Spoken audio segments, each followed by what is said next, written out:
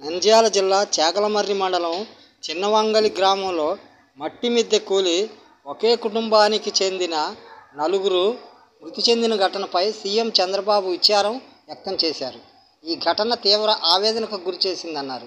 ఇంట్లో నిద్రిస్తున్న కుటుంబంపై అర్ధరాత్రి మట్టి మిద్దె కూలడంతో తల్లపురెడ్డి గురుశేఖర్తో పాటు ఆయన భార్య, ఇద్దరు పిల్లలు మృతి చెందారు.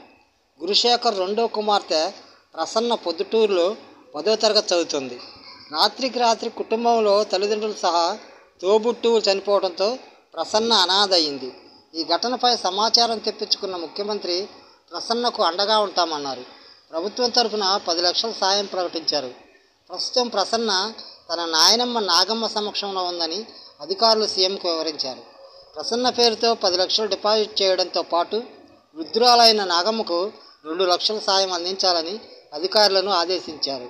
జిల్లా అధికారులు ఈ బాలికను కలిసి ధైర్యం చెప్పాలని సూచించారు.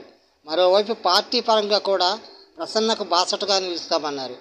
బాలిక సంరక్షణ, విద్యా విషయంలో పార్టీ నుంచి కూడా అండగా ఉంటామని ముఖ్యమంత్రి చంద్రబాబు ప్రకటించారు.